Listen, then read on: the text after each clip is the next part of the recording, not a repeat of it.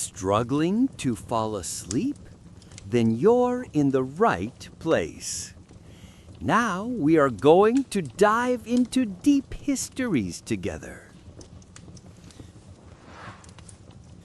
Once upon a time, when humankind first understood that they had not created themselves in this vast universe, they turned their eyes to the heavens.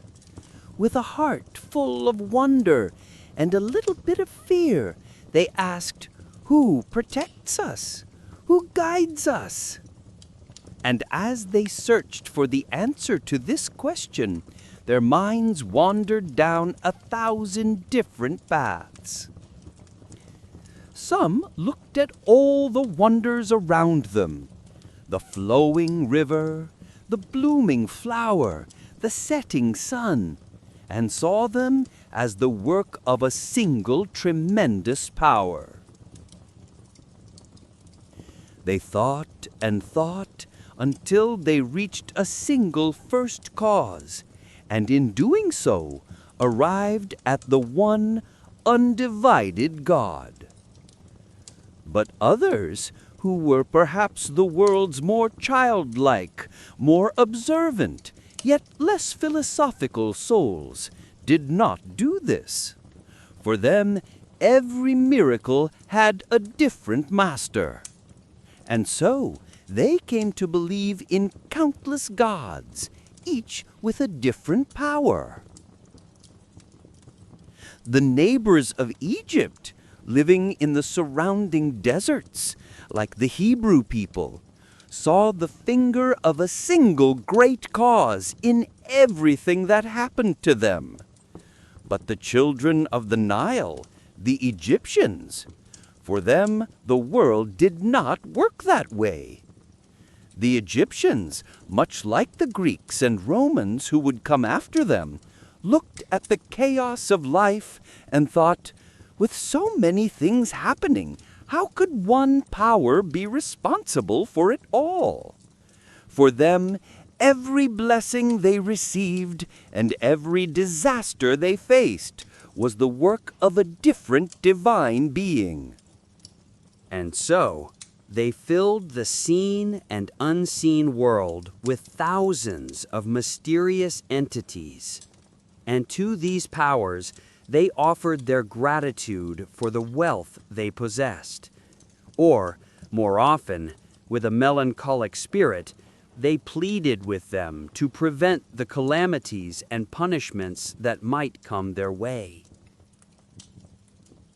The statues we see today in those magnificent temples and tombs are the faces of these imaginary beings, carved in stone. They whisper to us who they were and in which cities they reigned. The celestial lords of Upper Egypt. Among the gods of this great land, there was one whose power was above all others. He was the master of the sky, Ra, the sun. Or, as he was known by the grand name given to him in the city of Thebes, Amun-Ra, the great sun.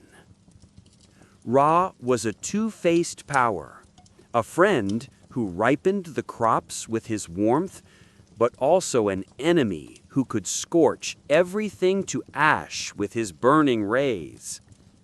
They imagined him wearing a headdress adorned with two long feathers and the disk of the sun. He was the Ting of the gods. At the entrance to the temples in Thebes, they carved a giant, winged sun disk.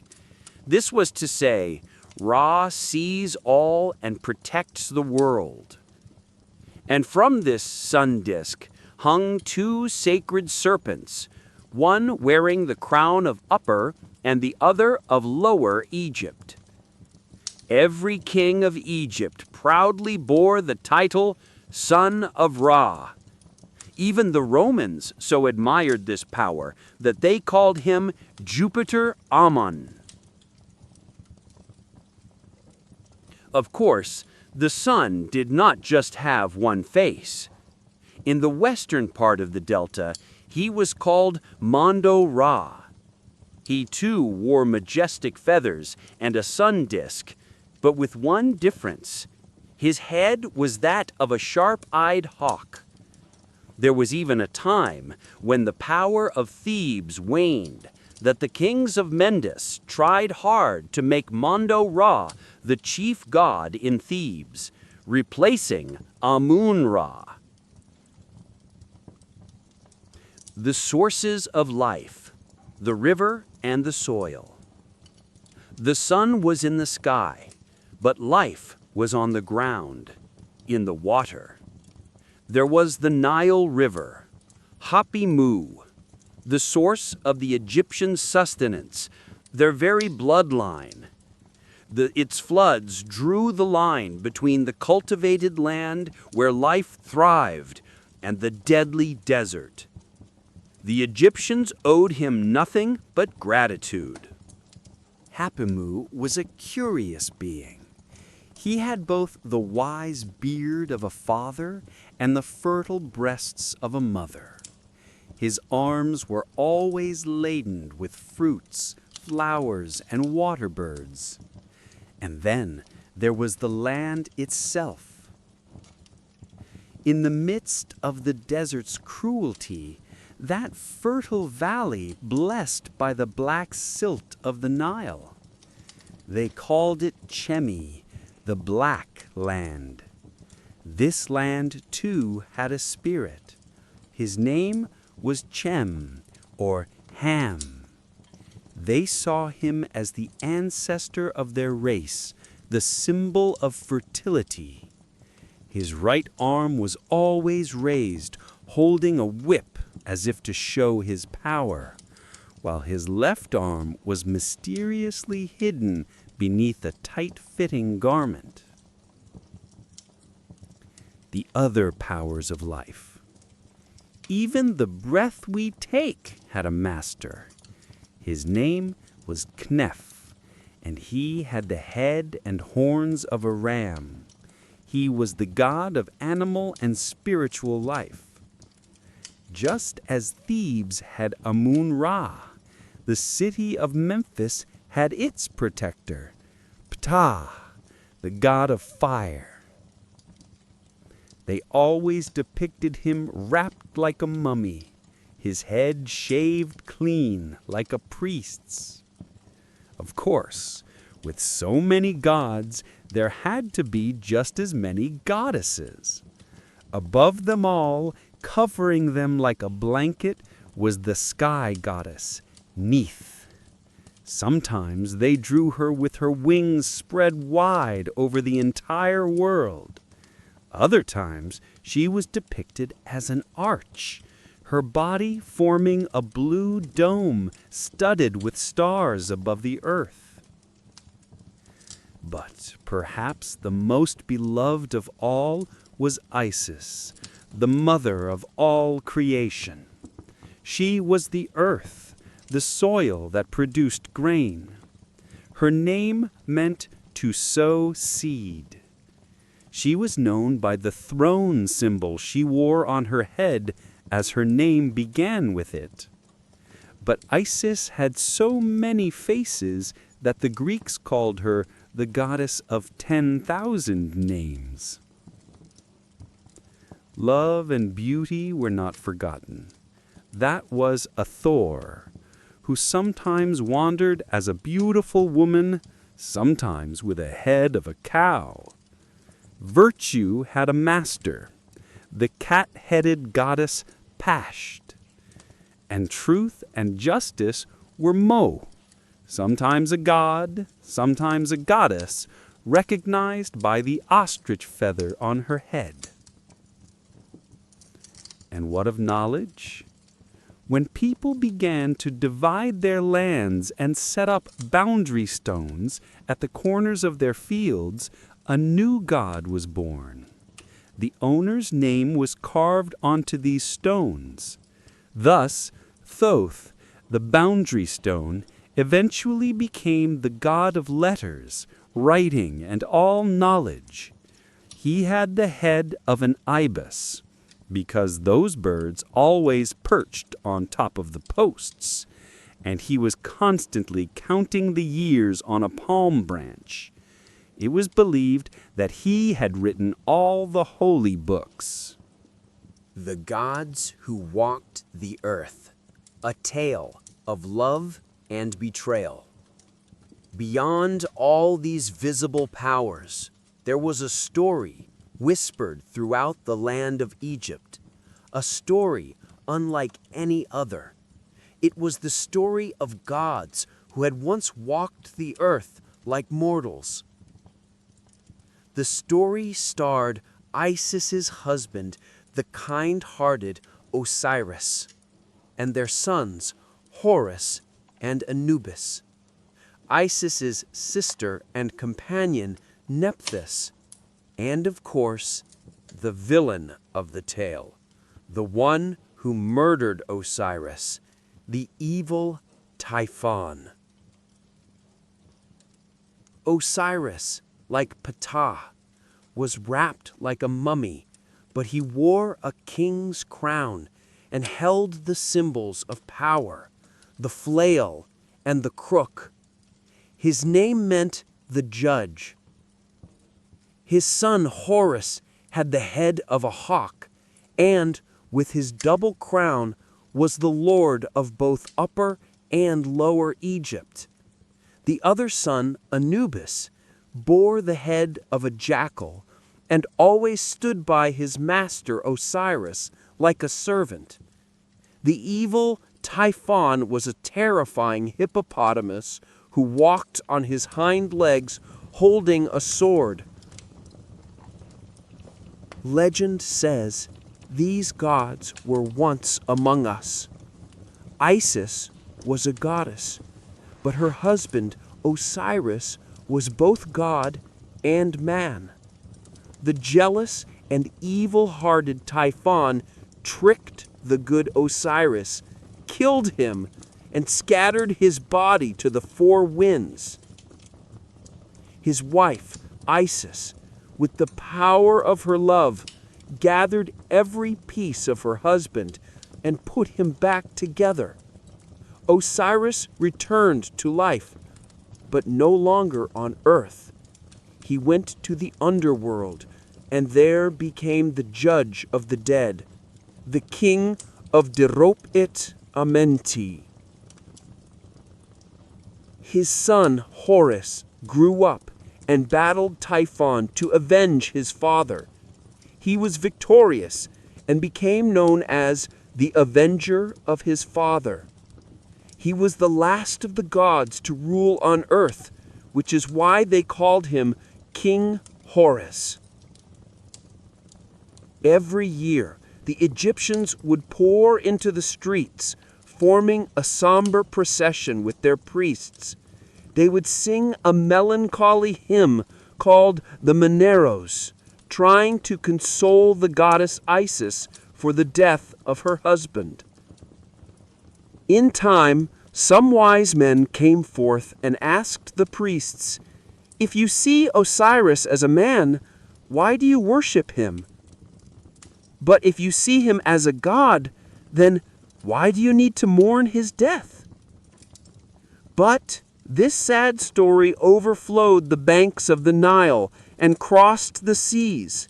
When the Greeks heard it, they loved it so much that they retold it in their own tongue, the laments of Venus for her mortal love Adonis. And the wild boar that killed Adonis was none other than Egypt's evil hippopotamus, Typhon. When Osiris's body fell to earth, many cities claimed that his grave was in their lands. After all, hosting such a sacred tomb meant great honor and wealth. But in time, it was accepted that this honor belonged especially to that magical island on the Nile, Philae. This very story of a dying god gives us a deep secret about the faith in the hearts of the Egyptians. The meaning they attached to the word God was very different from what we understand today. If a god could die, how could he be eternal? In truth, to believe in more than one god is, in the highest sense of the word, to almost not fully believe in any of them. Because true power can only be one being, self-existing, all-powerful, and present everywhere. In a world with multiple gods, power is divided. And to believe that one of these gods could die is just as logical as believing there were multiple gods in the first place. This is not to belittle their faith, but simply to try and understand it. To believe in a single God is to trust that the universe is governed by one wise and good master, according to a fixed plan. But to believe in countless gods, as the Egyptians did, this is like thinking the world is run by a group of indecisive, sometimes wise, but often moody and quarreling lords, as if the paths of divine providence were not in the hands of one wise being, but of a crowd whose decisions constantly changed. Gods who split and merged. The list of Egypt's gods was like magical dough. The priests constantly played with this dough, and the number of gods increased in two ways. 1. Merging. Sometimes they would take 2, 3, or even 4 gods and unite them in a single body, creating a brand new, more powerful god. They merged Horus and Ra to create Horus-Ra. The priests of Memphis merged Osiris with the sacred Apis bull to create the bull-headed Serapis. They even took this to extremes, bringing together Amun-Ra, the Ahab bull, and Chem to create the complex god Amun-Ra Chem. Thus, the Egyptians worshipped multiplicity within unity. 2. Splitting. Sometimes they did the exact opposite, taking a single god and splitting him into 2 or 3. There were 2 different Anubis gods, one for Upper and one for Lower Egypt. Because they divided everything they believed to be perfect into 3 parts, they also split Horus into 3. King Horus, Horus-Ra, and a third Horus in the form of a beetle. They even split Osiris. While one aspect became Serapis, another took on the new identity of Ptah-Sokar Osiris, the sacred number of power, 3. But the Egyptians' favorite number was 3. They loved to think of their gods in groups of 3. Every great city had its own holy family, father, mother, and son. In the city of Thebes, this trinity was Amun-Ra, father, Aether, mother, and Khonso, son. On the island of Philae and in most of Egypt, the most beloved trinity was Osiris, father, Isis, mother, and Horus, son. The priests would whisper that these 3 were, mysteriously, actually one. In fact, an inscription from long before the Christian era, from the time of King Seleucus, had already declared that the idea of a trinity in unity was part of the Egyptian religion. On the sarcophagus of King Ramses III, they carved this mystery into stone. The king stands between the goddesses Isis and Nephthys. They embrace him as if he were the lost Osiris. The scepters in the king's hand show he is Osiris. The horns on his head belong to the goddess Aethor. The globe and feathers on top are the adornments of the god Ra. The king at that moment is simultaneously Osiris, Aethor, and Ra, three gods met in the body of one king. Animal friends and feared foes. After the gods, it was time for the friends and enemies along the Nile. The Egyptians also worshipped animals, both useful and harmful. But why would a person worship a cat or a crocodile? The answer is simple.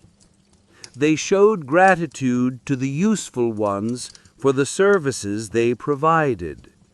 The ox was sacred because it plowed the field, the cow because she gave milk.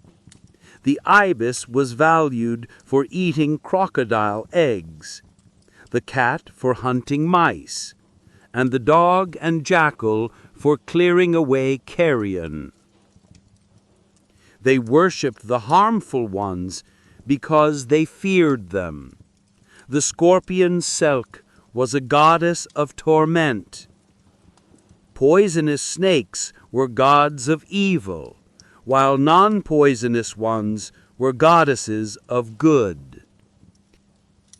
And of course the terror of the riverbank, the crocodile Seb.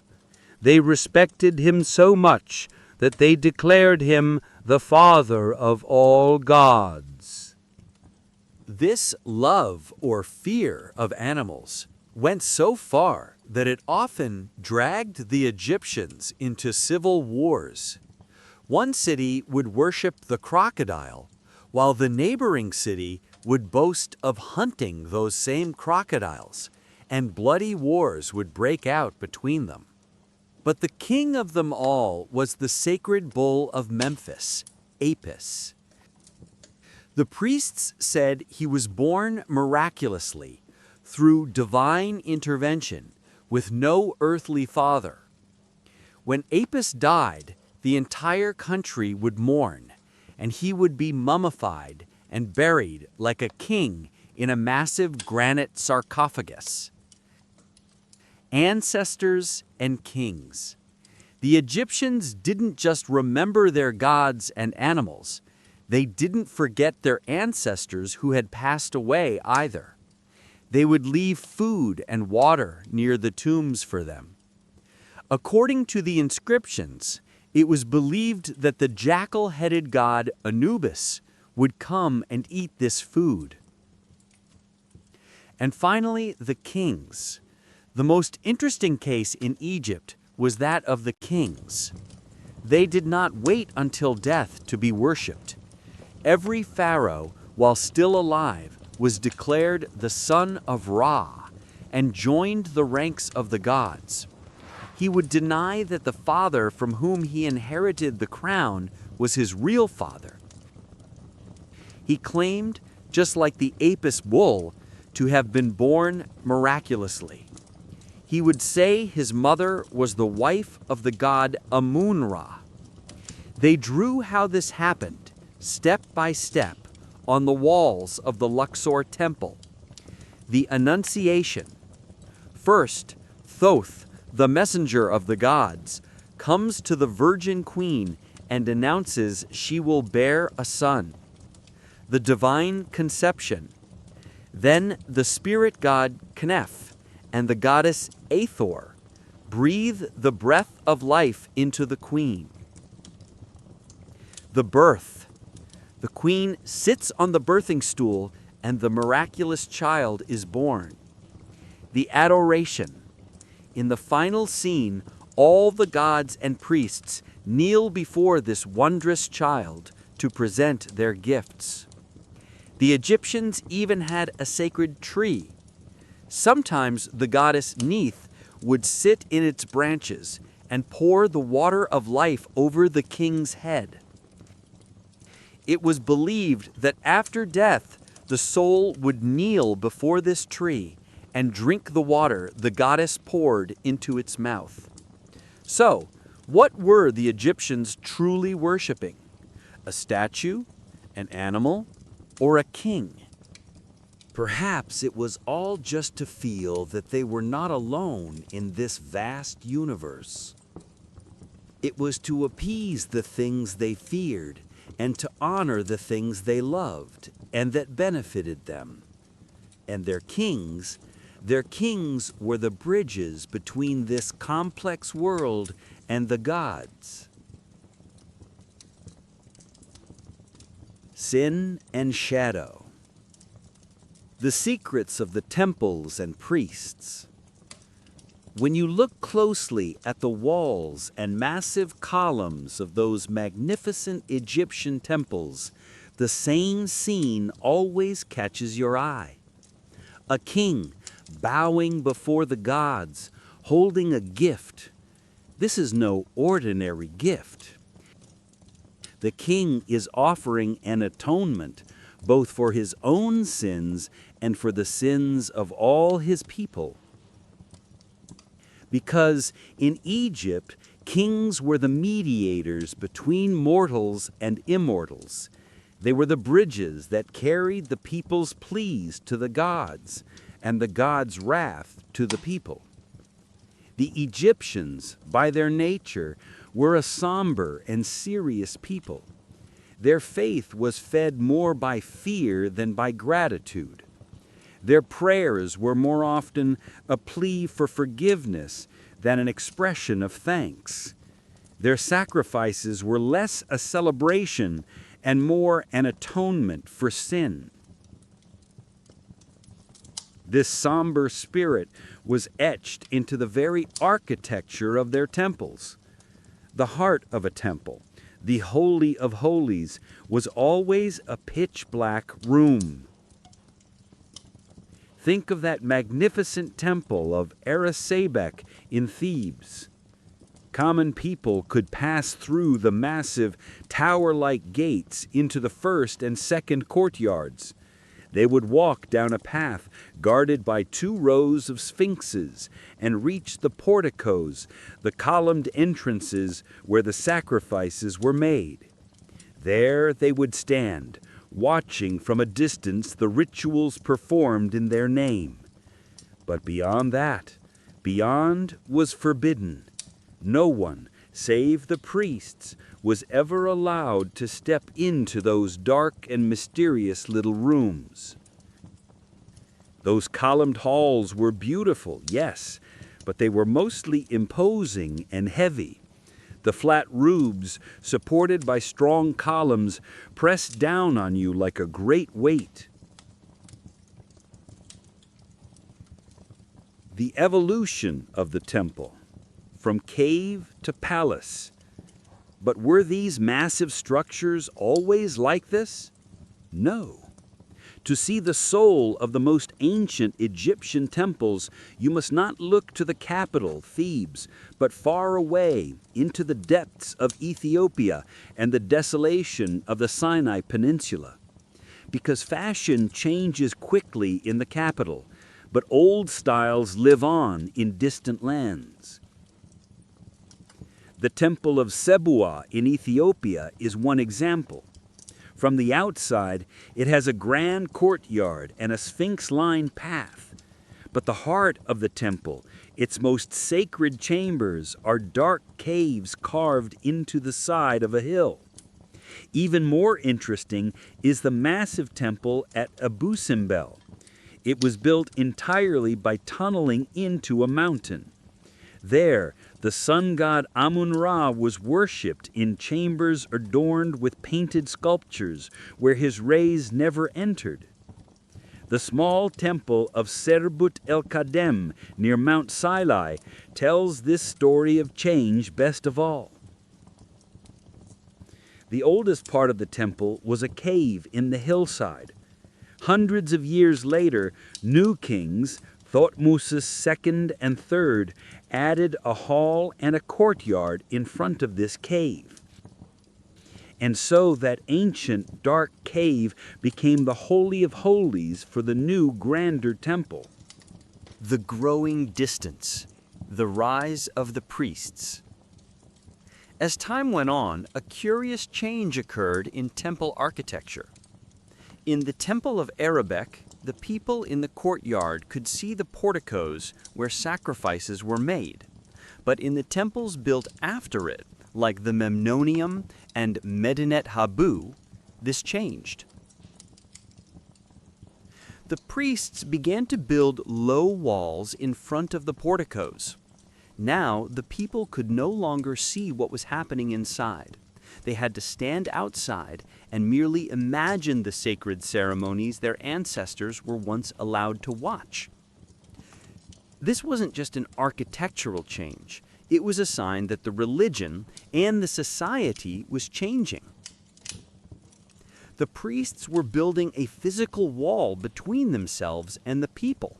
It was as if they were saying to the rest of the nation, "Stand back, do not come near, for we are holier than you." The class that knew everything ruled everything. In Egypt, the priesthood was an inheritance passed from father to son, and the country was divided into three classes: the priests, the soldiers, and those who worked the land. The priests were exempt from taxes, but more importantly, they were the only educated and knowledgeable people in the kingdom. What did this mean? It meant they performed every task that required education. They weren't just men of God.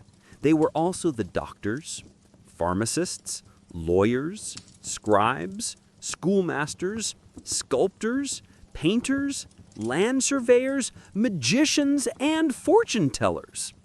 Even the clerks in the army were priests. All the skilled labor in the country was under their control. They managed the linen factories and the stone quarries. Every temple had its own hereditary family of priests, and these families were also the rulers of that city. Since the king was the head of the priesthood, the church and state were completely intertwined. Serving under these high priests were hundreds of lower-ranking priests. The area around the Memnonium temple in Thebes was surrounded by more than 130 small vaulted cells where these lower-ranking priests lived. The sole duty of these hundreds of men was to pray on behalf of the nation and to offer sacrifices to appease the gods they both loved and feared. The four paths of the priesthood and their life of austerity.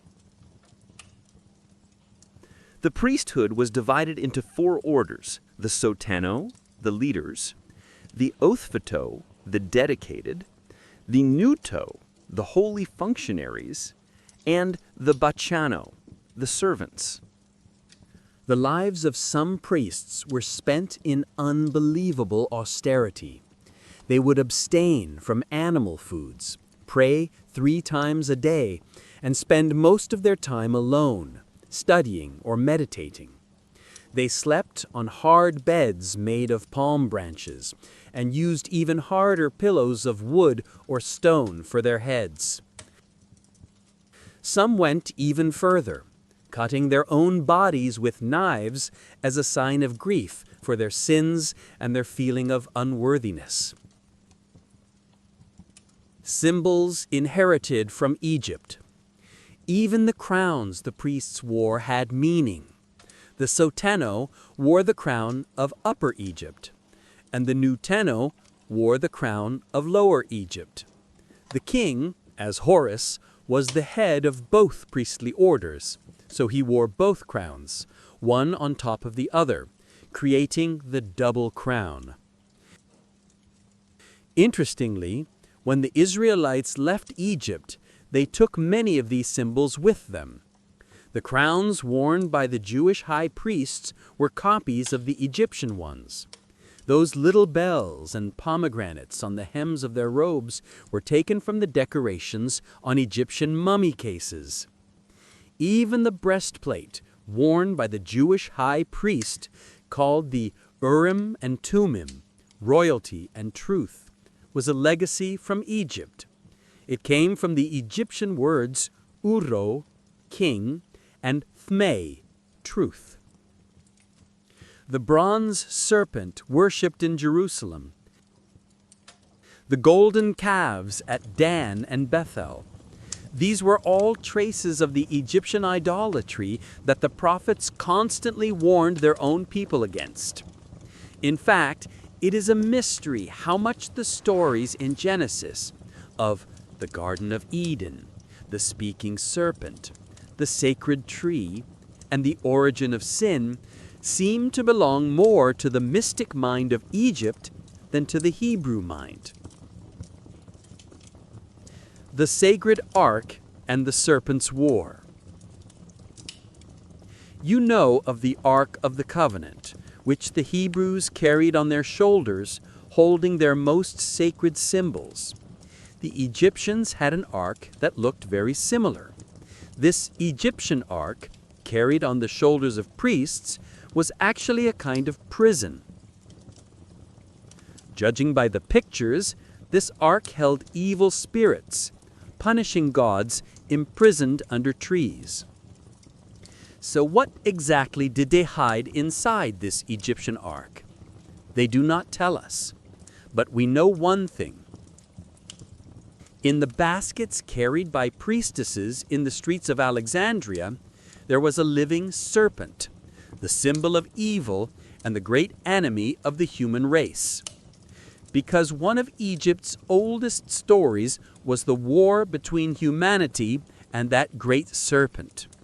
And judging by the pictures in the tombs, this war always ended with the enemy being conquered and imprisoned.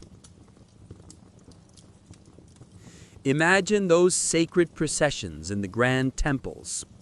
The wise Clement of Alexandria tells us of the perfect order in which these processions moved, and what secrets each priest carried in his memory. First came the singer. He carried the symbols of music and would recite from memory the sacred books and the rules for the king's life. Behind him walked the astrologer. In one hand he held an hourglass to measure time, and in the other a palm branch, the symbol of the year. His duty was to read the heavens. He knew by heart the 4 books of astrology, the phases of the moon, the positions of the fixed stars, and the times of their rising and setting. Next came the scribe. He carried a book, a papyrus roll, a ruler, ink, and a pen. He was the one who knew the geography of the world and the Nile, the movements of the planets, the inventory of the temples, and the details of all holy places. He was recognized by the feathers in his headdress, pterophoros.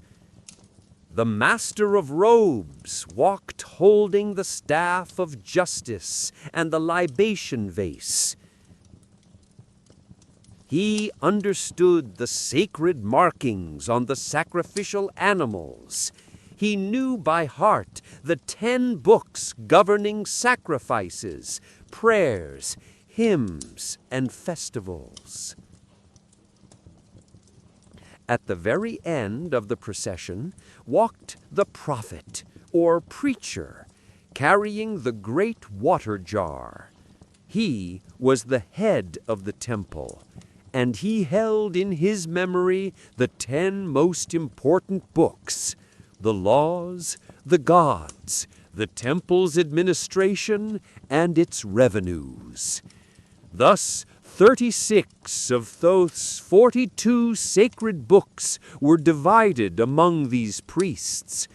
The remaining 6 books, those concerning the human body, its diseases and its medicines, were entrusted to the pastophori, the priests who carried the statues of the gods in small shrines. Illusions and sacred tricks. But the work of these priests was not just to pray and memorize books. They also knew many tricks, what we might call magic, to maintain their power over the people. One of those who walked in the sacred procession was a serpent charmer. He would carry the venomous snake on his arm, showing how he could hold it without harm, convincing the ignorant crowd that he possessed a holy power. Just as the ignorant natives of Malta thought the Apostle Paul was a god when he was bitten by a serpent and did not die. In fact, the scribe, Hartum, was considered a magician. The word was used in Hebrew to mean magician. But the most curious trick was with the jar carried by the prophet.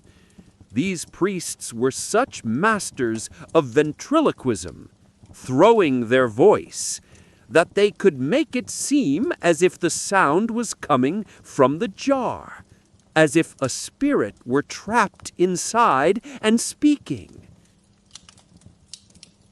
The listeners truly believed a jar was talking. It is said this was the same method the witch of Endor used to deceive King Saul. These priests had other tricks as well. The sunrise miracle. The colossal statue of Amenhotep III, sitting on the plain of Thebes, would mysteriously emit musical notes every morning as the first rays of sunlight touched its lips, turning the staff into a serpent. They would take a small snake and press its nape with their thumbs, putting it into a state of catalepsy, a temporary paralysis. The snake would become rigid, like a rod. They would throw it on the ground, and when it recovered and began to move, they would claim, "Behold, we have turned the staff into a serpent." This was the very trick performed in the presence of Moses. Seeing the future. They would interpret dreams and foretell the future using divination cups engraved with mysterious figures. The light trick in the temple. They would cut a small hidden window in the roof of an otherwise pitch-black room. At the opportune moment, they would open it, allowing a single beam of sunlight to strike the face of the god statue inside. The sacred boat and the visit to Ethiopia. One of the priest's most important duties was to parade the statues of the gods on the Nile in sacred barges on specific days of the year. The lead boat carried Ra and the chief gods, with Horus at the helm. It was believed that on this journey, the gods were also going to visit the virtuous Ethiopians. This boat of Ra was so sacred that to try and stop it was considered a sin as great as trying to reveal the greatest secret of the goddess Isis. In these processions, various holy images and symbols were carried on poles, much like military banners. Among them was the figure of a serpent on a pole, just like the one Moses raised in the wilderness. The daily life of the priests. Most of these mysterious men were married. Their wives were priestesses, and they usually served as musicians in the temples. Their favorite instrument was the sistrum, which made a rattling sound when shaken. Their clothes were mostly of linen, just like the common people. Linen was native to Egypt and was thus considered sacred. However, some high priests would wear the skin of a spotted leopard, complete with claws and tail, to show their power. Most priests shaved their heads completely.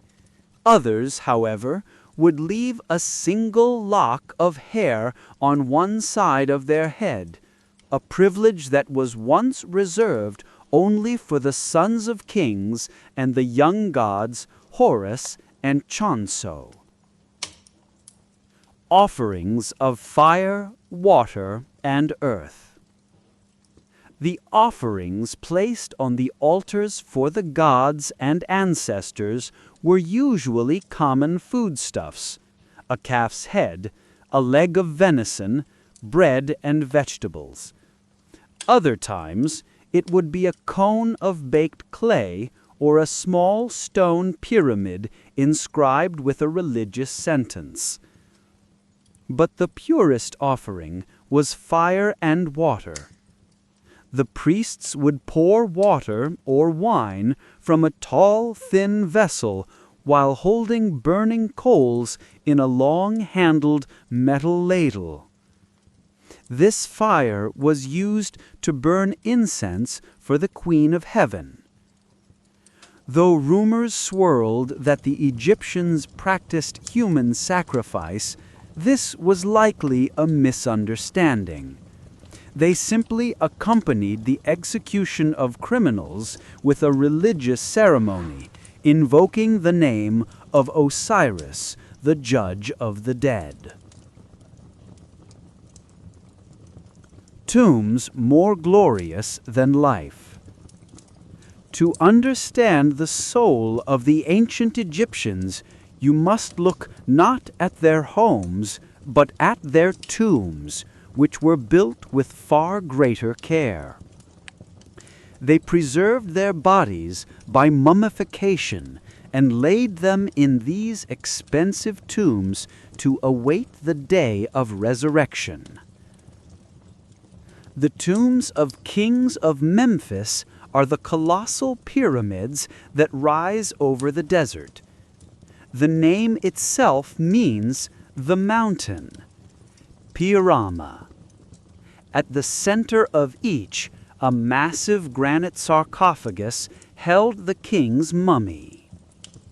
In Thebes, however, it was different. The kings there carved their tombs into the sides of the mountains. They were chambers of stunning beauty, painted and carved, but their entrances were hidden, covered with earth to escape even the most curious eyes. In both cases, the tombs were built in the desert, beyond the reach of the Nile's floodwaters and far from life, where the bodies would be safest from decay. The tomb of King Om-Nephah I is a masterpiece of this art of concealment. Explorers descending into the tomb's depths reached a pit 30 feet deep marked A. This was a trap. It was designed to make anyone believe they had reached the end and turn back. But the explorer Belzani did not give up. He built a bridge over the pit, found a hole in the opposite wall, and entered the true chambers of the tomb. There stood the king's alabaster sarcophagus. But the mystery did not end there. Even beneath the sarcophagus, another hidden staircase was found, descending 300 feet further into the earth. Perhaps the king's body was not even in the sarcophagus.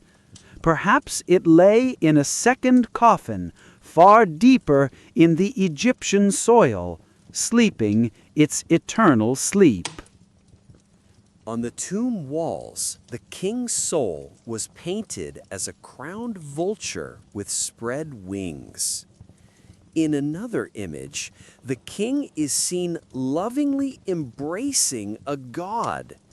This is an extraordinary depiction, because in those ages, aside from the Hebrew prophets, few taught that the god you feared also deserved your love. But the king of Thebes was not ashamed to carve his love for the god Osiris onto the walls. This whispers to us that perhaps the faith of the people of Upper Egypt was a little different, a little more full of love than the others. Every story has its villain, its enemy, doesn't it?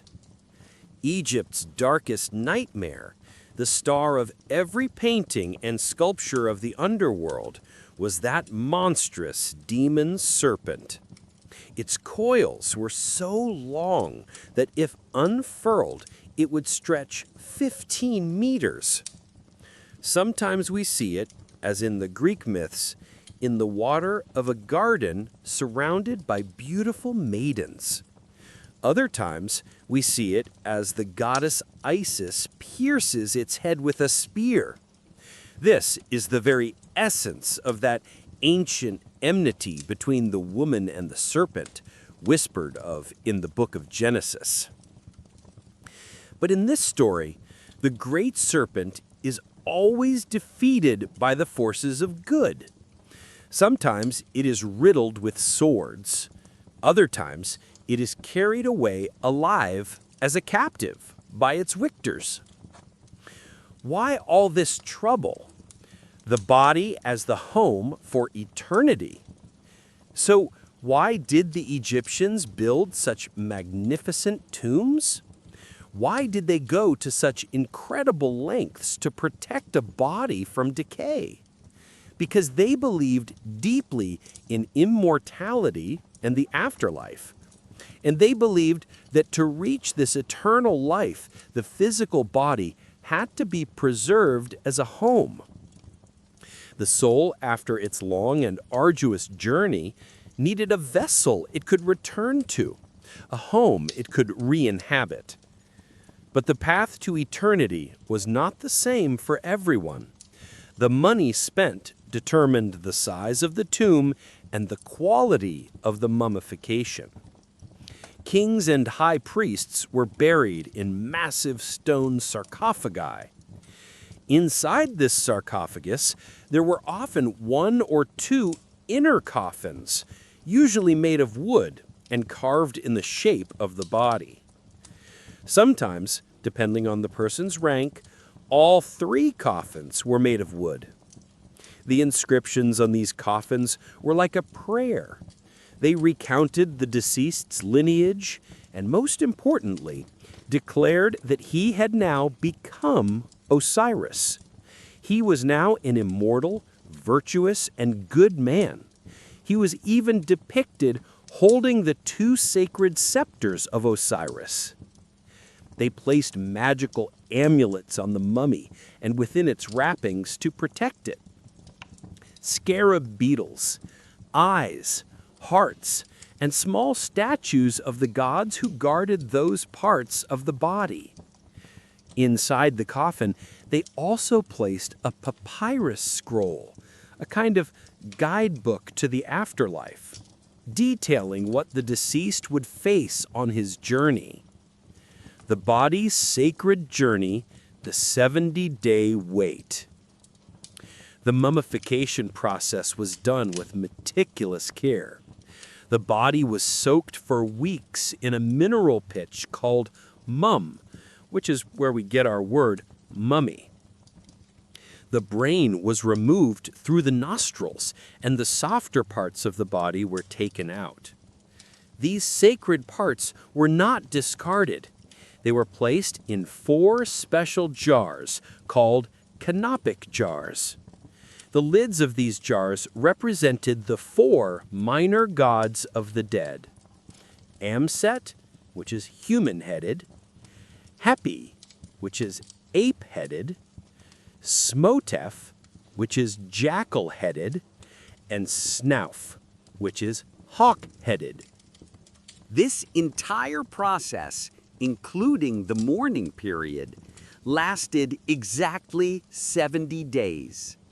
Just as it is written in the book of Genesis that the Egyptians mourned for the patriarch Jacob for 70 days. The final voyage and the great judgment. When the body was ready, the final journey began.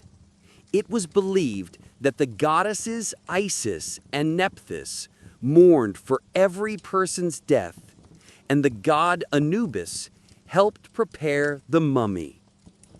The funeral procession would carry the mummy across the Nile River. This was a symbolic journey, crossing the river that separated life from death, to enter the land of the dead, the realm of Amenti. But the real story, the real trial, began on the other side. This was the Hall of Truth. During the funeral, priests would wear the masks of the gods to reenact this moment.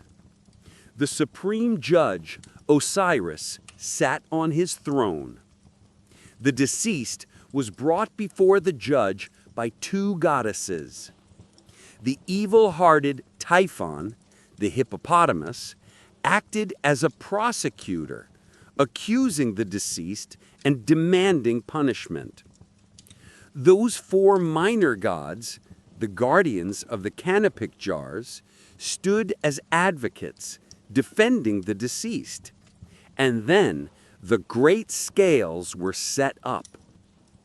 The jackal-headed Anubis and the hawk-headed Horus adjusted the balance. On one side, they placed the heart of the deceased, representing his deeds. On the other, they placed the feather of the goddess of truth, Ma'at. 42 assessors, like a jury, stood by, declaring whether the deceased was innocent of specific sins. And the ibis-headed Thoth, the scribe of the gods, recorded the verdict. This scene taught the uneducated masses, those who could not learn from sermons, a powerful lesson. There is a day of judgment after death, and you must live your life in such a way that when your heart is weighed on that great scale, it is found to be lighter than a feather. Deceiving the judge, fear, and bribes. Despite this grand ceremony of judgment, the Egyptians didn't like to leave things to chance. Instead of trusting in the judge's justice, they tried to persuade him. They would leave offerings on the altar, like a lotus flower, as a bribe to appease the judge's anger. Even those 4 little advocate gods would place their own offerings before Osiris, as if to say, please spare this soul." Sometimes even this was not enough. On some tablets, we see those 4 minor gods offering themselves as an atonement sacrifice in the sinner's place. So what happened if you failed the test of the scales? According to the stories told to Herodotus, the unfortunate man whose soul was found guilty was imprisoned in the body of a pig, the symbol of defilement, and carried away by Anubis in a boat to the depths of hell. His soul was forced to wander for 3,000 years through the bodies of birds, animals, and fish. Only at the end of 3 millennia, the soul, now cleansed, was permitted to return to its old body. The paintings on the mummy cases depict this exact moment. The mummy lies on its lion-shaped bed, and its ba, its soul in the form of a human-headed bird, returns to it. The soul, holding the key of life, breathes life and breath back into the mummy's mouth as Anubis prepares to undo the bandages. The two-bodied resurrection. In time, however, perhaps through contact with the Greeks, some Egyptians began to believe in something different, a spiritual resurrection that did not require the body. They illustrated this idea in a painting. At the moment of death, the man has 2 bodies. One, painted red, is the earthly body that falls to the ground. The other, painted blue, is the celestial or angelic body that rises to the heavens, hands raised in prayer. This was just like the words the Apostle Paul would say centuries later. There is a natural body and there is a spiritual body. But most Egyptians did not embrace this new idea. They held fast to the old belief, the resurrection of the body. And so they continued to mummify their dead so that their souls could return. The many faces of paradise. If you listen to the whispers from the tombstones, you'll hear different dreams of what a good man would do in the afterlife. For some, paradise was work. They were painted plowing with oxen, but in a field irrigated by canals, where they never grew tired. For others, paradise was rest, lying comfortably by a body of water, enjoying the cool shade, forever free from thirst. And for others, paradise was wealth, sitting as their servants counted their cattle and corn, while guests feasted, women served them wine, and musicians played. Everyone, it seems, painted eternity in the image of their own earthly dreams. In that great hall of judgment, the story did not end for the one whose heart was heavier than a feather. In the Egyptian belief, the war continued even in the afterlife. On tombstones and coffins, we see the deceased meeting again the enemies who wronged them in this life. But now, the roles are reversed. He is now the master. His enemies are depicted tied up beneath his chair, begging him for mercy. Sometimes they would even draw the images of those enemies on the soles of the mummy's sandals to be trampled for eternity. These stories of the afterlife, the king of the underworld, the judges of the dead, the ferrymen of souls, the queen of hell, and that terrifying guard dog were all tales that the Greeks borrowed from Egypt. And along with these stories, the Greeks took their Egyptian names. Egypt's Rote Amente, or king of the underworld, became the Greek Rhadamanthus.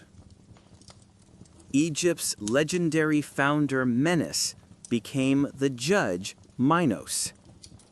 The Egyptian word charo, meaning silence, was transformed into Charon, the ferryman of the dead, and the river he crossed, Acheron.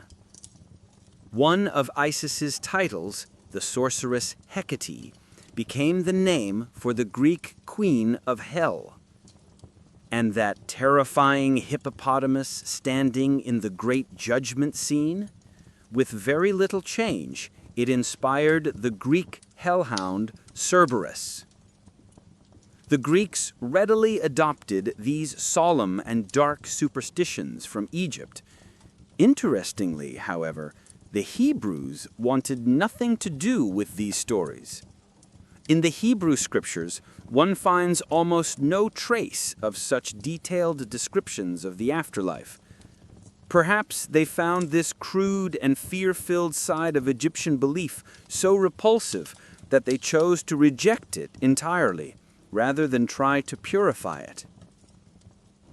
As religion changes, the dark face of Lower Egypt. Time flowed on.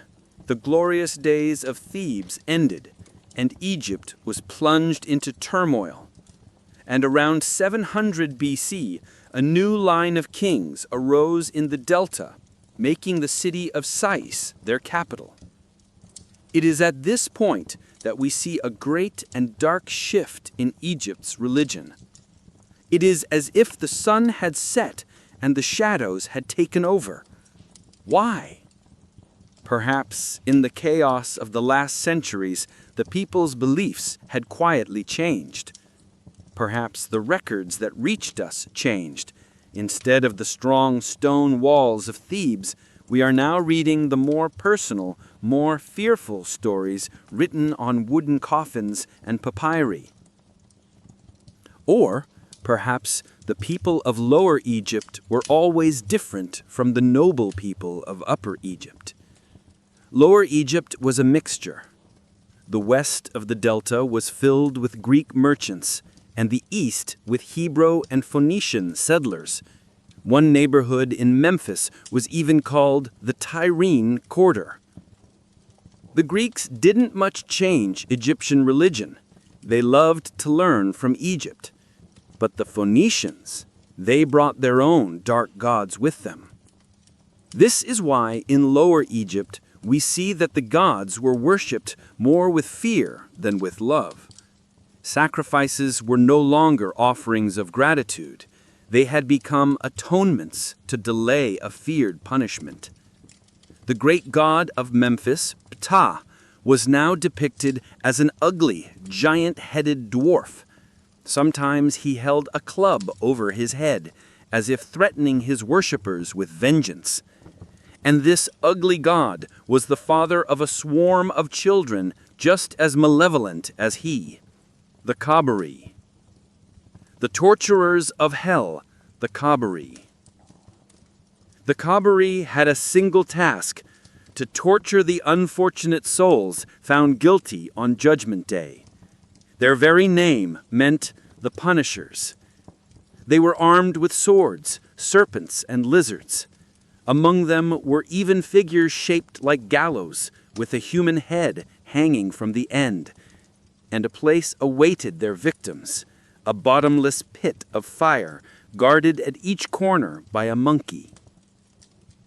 The papyri show us these disgusting demons and their victims in endless variety. But in those same papyri, there is always a ray of hope. The fortunate man, the one whose body was expensively mummified and whose rituals were performed perfectly, somehow always managed to escape their grasp. Sometimes the deceased and his friendly gods would defeat the Cabeiri and lock them away in cells. This fear was so great that the kings of Sais are depicted offering not to Amun-Ra, but to these menacing Cabeiri. we see Pharaoh Hofra kneeling before one of these monsters, offering it gifts. In this religion of fear, even the hated hippopotamus Typhon became a god to be appeased with gifts, just in case, so he doesn't harm us. Foreign gods and two opposing forces. The Phoenicians didn't just bring torturers, they brought their own gods. One of them was the foreign Venus, who, unlike Egyptian goddesses, was completely naked. Her name was Kun, the Queen of Heaven. Kun stood upon a lion. On one side stood the Egyptian Kem, fertility, and on the other, a foreign god with an Asiatic beard, Rempo, Lord of Heaven. And this scene carried the first traces of Gnostic and Manichaean teachings. Kun offered the flowers of life to the fertility god Kem, but to the foreign god Rempo, she offered two serpents, the symbol of death, life and death, good and evil, side by side. This foreign god Rempo was depicted elsewhere holding a battle axe, ready to destroy his worshippers. It is even said that the cherubim with flaming swords, who guarded the entrance to the Garden of Eden in Genesis, may have been inspired by these terrifying Cabeiri. The only sanctuary in the midst of fear. When the human mind creates so many terrifying beings for itself, it naturally creates a protector as well. In Lower Egypt, in the midst of all this darkness, the one sanctuary, the one ray of hope, was the patron goddess of Sais, the mother goddess Neith. As the worshippers cowered in fear of Typhon, Rempo, and the Cabeiri, they turned with love and hope to Neith. Just as the kings of Thebes were beloved of Amun-Ra, the kings of Sais were known as beloved of Neith. Just as the people of Upper Egypt lived under the winged sun, the people of Lower Egypt lived in the shadow of her wings. And yet one fact remained. The priests in Lower Egypt taught far darker and more fearful stories about their gods. And it is important to note that the worst religion belonged to the less civilized people. The noble race of Thebes felt love for their gods, while the more servile race of the Delta felt only fear. The final journey on papyrus. We know of these dark religious views mostly from the funerary papyri buried with the mummies. These long scrolls, sometimes 20, sometimes 60 feet long, would describe, like a film strip, the final journey of the deceased. Mourning. First we see the grief. Men raise their hands in prayer. Women pour dirt on their heads. All beat their chests. The crossing. The mummy is placed on a boat and ferried across the sacred lake. Isis and Nephthys, in the boat with the mummy, are shown draped over it in grief. Offerings. Abundant food, wine, and animals are sacrificed in front of the temple. And then the scenes of the afterlife begin.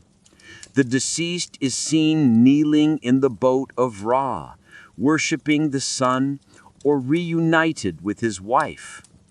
But in one part of the papyrus, the sun has no rays, because at that moment, the sun is beneath the earth. It is on its midnight journey from the place of setting to the place of rising. and the soul of the deceased accompanies it on that dark ocean. The images on those mysterious papyri continue to flow.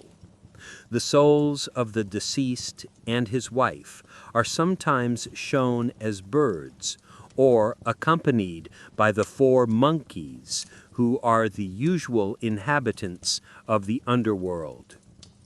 Before the soul begins its journey, it offers its final prayers and then takes up its spear, for the path is dangerous. It advances by attacking the crocodiles, lizards, scorpions, and serpents that try to block its way. Passing through these dark regions, it finally reaches Amenti, the land of the west. And suddenly, the sun rises again. The sun's rays joyfully light the soul's path. There it encounters the head of the young Horus, emerging from a lotus flower, the wise Ptah, and the phoenix, reborn from its ashes. It sees its own soul in the form of a human-headed bird, and the serpent goddess of goodness, Isis. The journey is now complete. The soul returns to its mummified body.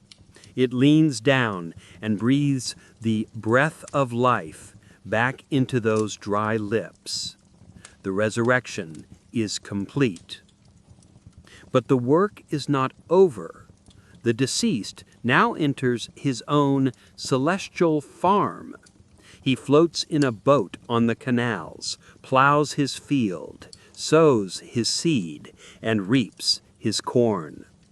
And he offers his thanks to the Nile god, who fills these canals with water. Prayers are offered until the day of judgment finally arrives.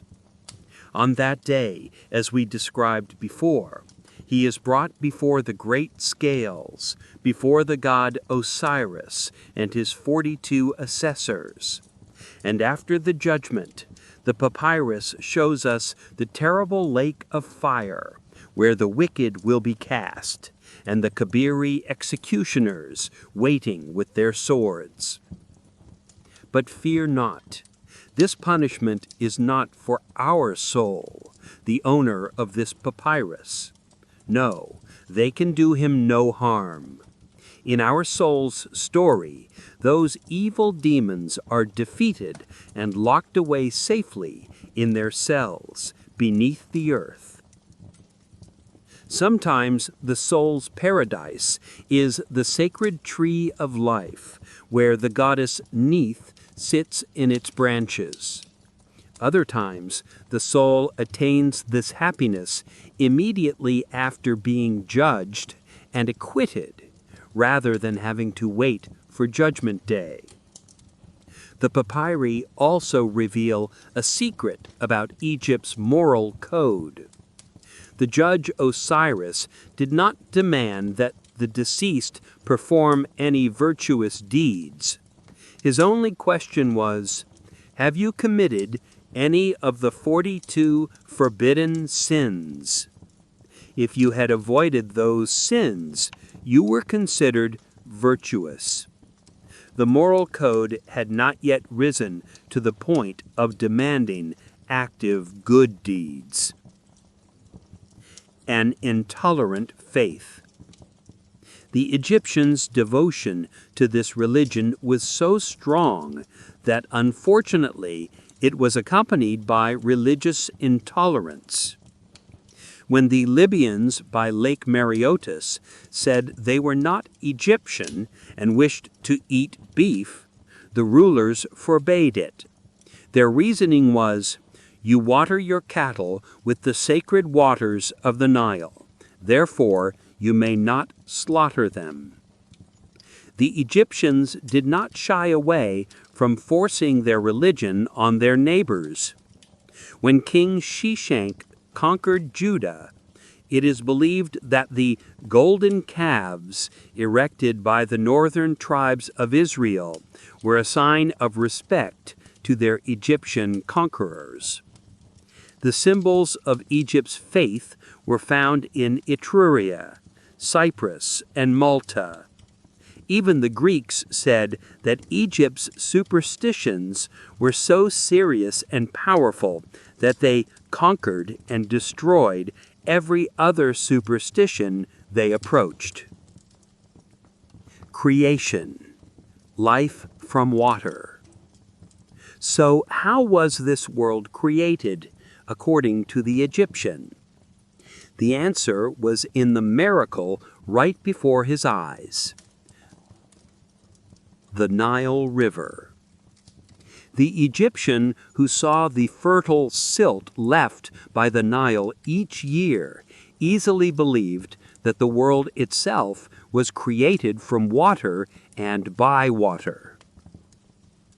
According to their philosophy, in the beginning, everything was a thin sludge or a mass of water.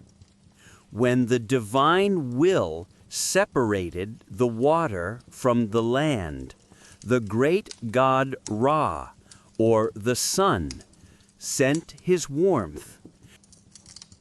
And just as insects and plants burst forth from the wet soil after the Nile's flood receded, so too did all living creatures emerge from that wet earth. The cunning priests of the Nile claimed to visit the caves beneath the river, declaring that they had seen the treasures and souls of the future waiting there, unformed, to come into existence. We know these were ancient Egyptian views because we find traces of them in the oldest parts of the Hebrew Scriptures. The author of Genesis also tells of God separating the land from the water and commanding both to bring forth living creatures. The crucial difference, however, was this. For the Hebrew author, the Creator was one. In Egyptian philosophy, the sunlight and the Nile River were divine agents themselves. This is why fire and water were deemed the purest of elements and worthy of divine honors. It was also believed that the waters were inhabited by their own spirits or ghosts. We see them on the sarcophagus of Oumene-Fahuch. They are human in form, and the book of Job, which is filled with Egyptian views, says of them, "These ghosts are born under the waters, and they are the inhabitants of the waters."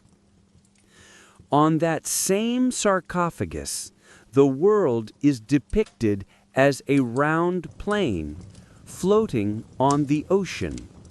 The sky goddess Neith stands on Osiris's head to raise the heavens, and a great figure of the ocean rises from the water holding up the boat of Ra, in which the sun is carried.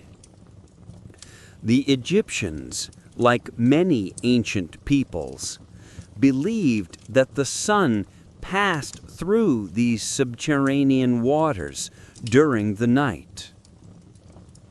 The borrowed festival of lights. Among the Egyptian festivals was a feast of lamps, when countless lights would illuminate homes and temples on a winter night. This was celebrated especially in Sais, in honor of the goddess Neith. Curiously, the Jews seem to have borrowed this festival. The first feast Judah Maccabeus was able to celebrate in the temple after retaking Jerusalem was this one. It was the feast where he rededicated the interrupted temple services, which is why the Feast of Lamps was also called the Feast of Dedication. And this tradition seems to have passed to Christians as well.